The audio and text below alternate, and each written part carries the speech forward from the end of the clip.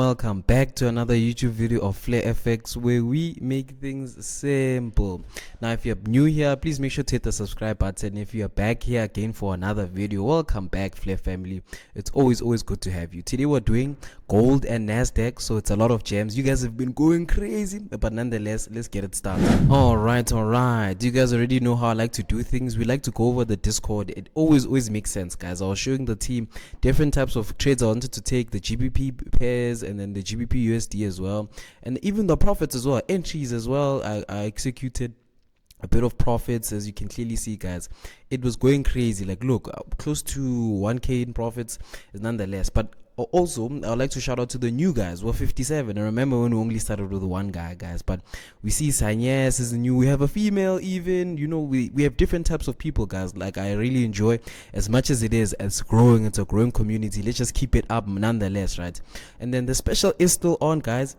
There is 6 spots available. Just make sure to contact me using this number. I will put it in the link in the description. Make sure to join the Discord and everything will be simple. Alright, and then this is my Instagram, flare.fx_. It's the only Instagram I have, guys, so make sure you don't get scammed. But nonetheless, guys, we grew close to like 100 followers the last week, just based off of this content, right? Let me just show you this one, 7k. This is very impressive. You guys like the gold and Nasdaq, hence why I'm doing it again. And then we have our TikTok over here, which is on close to 3,000. So make sure to check it out as well, guys. I'm only showing these things because there's a lot of scammers. So if you check my YouTube out, this is the only ones I have. But nonetheless, let's get into the breakdown. All right, guys. So today we'll start off with gold as usual, right? And the main reason I'm wearing this cap as well, because it's W's only in the chat, right? The trade that we did analyze last week went into straight TP. You guys were going crazy. I think that's why the Instagram page grew so much, mainly because the trade went in our favor. And it's always been gold that we've been killing, right? We've identified that this is the order block we wanted to take. Price came in, it tapped us in, and then it just flew all the way to the top.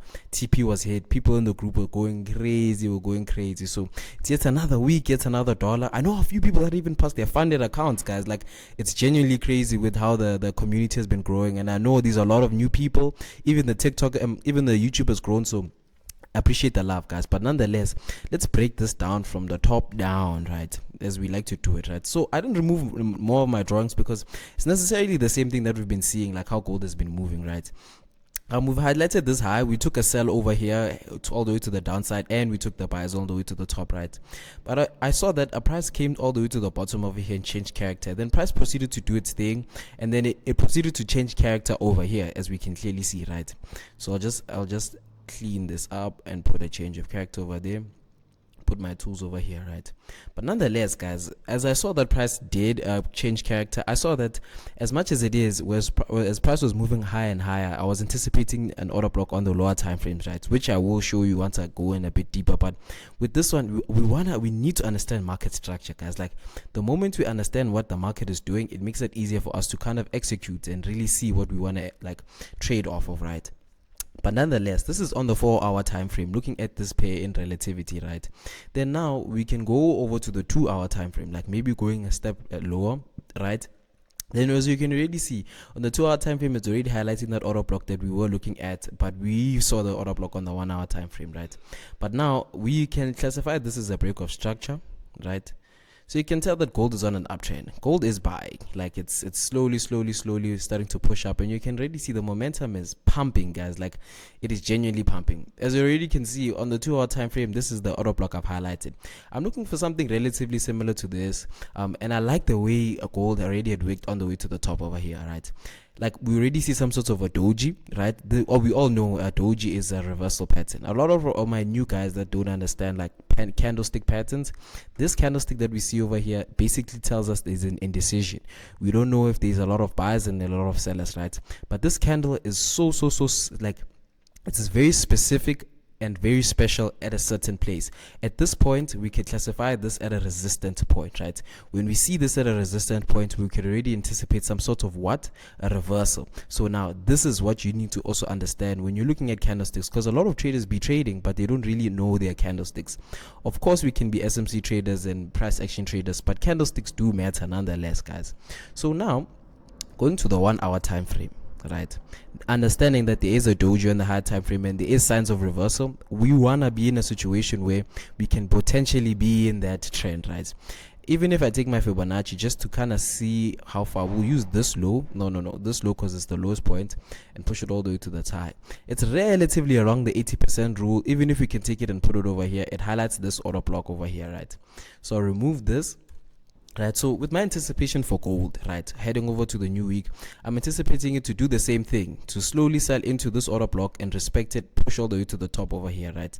Then the following week doesn't have as much fundamental, so it's going to be so nice trading this pair, guys. So make sure you understand what you're doing and literally understand the market structure, because that's the most important thing. A lot of guys be trading, but they don't understand where the market is trying to go, right?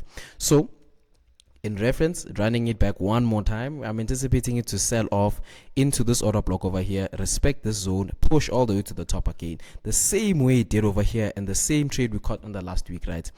It looks so clean, guys. I know you guys appreciate it as much as it is. So now let's move over to Nasdaq. All right. So now we are currently at Nasdaq. Let me just fix my chart up for 2 seconds. Boom, like this.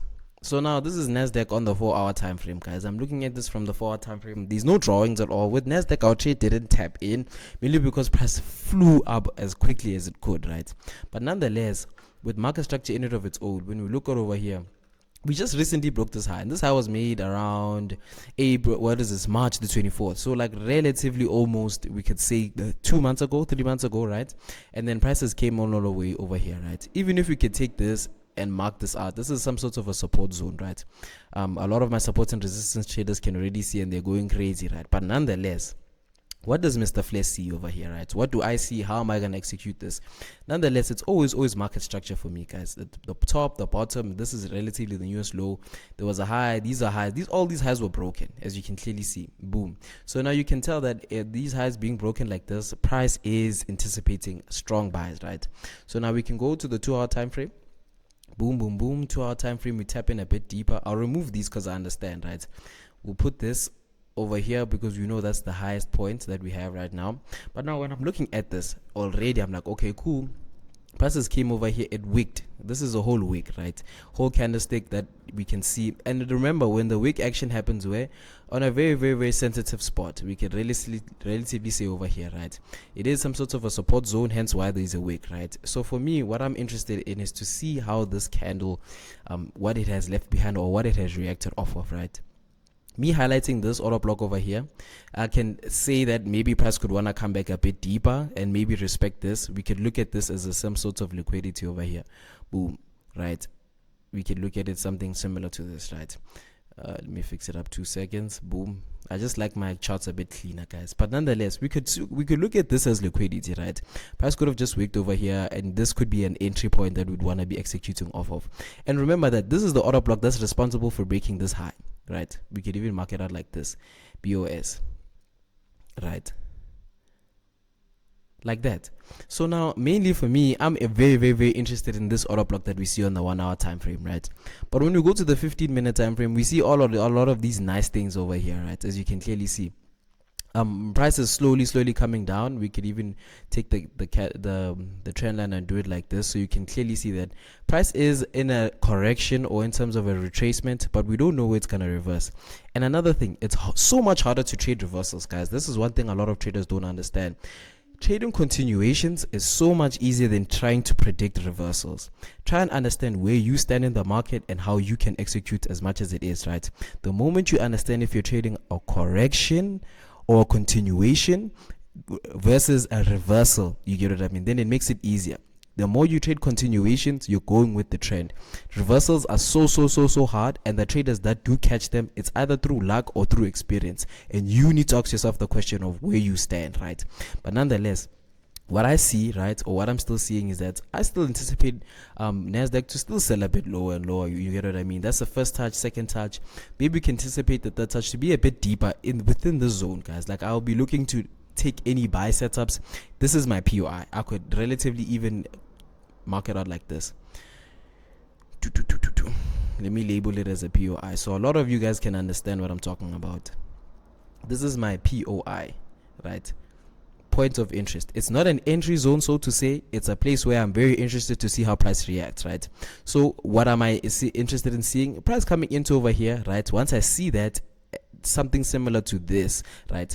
A patch of liquidity, a break of structure, and some sort of price carry on moving higher and higher, then we can see where we can execute. If we're experienced enough, we can catch a trade over here. If not, we can catch a trade over here or not.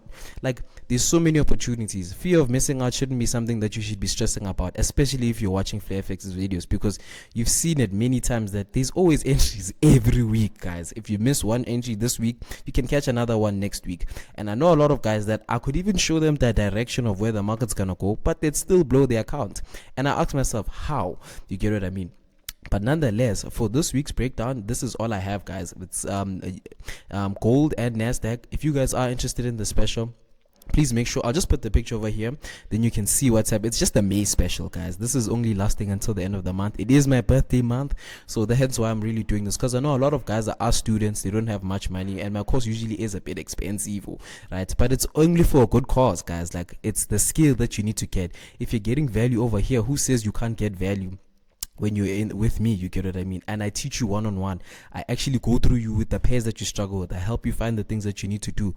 This is not me trying to sell myself, but I understand that I used to be in a situation where I was in your shoes, looking at videos, YouTubes every day, and I couldn't find someone who really understood the type of mentality I was going through. Because a lot of these mentors, they just be putting you in these groups and expect you to figure it out. I'm with you every day. Nonetheless, you get what I mean? But nonetheless, please make sure to comment down what pair you want me to break down next week. And then nonetheless, it's Mr. Flair signing out. Thank you for the love, guys. I see you and I appreciate you guys so much.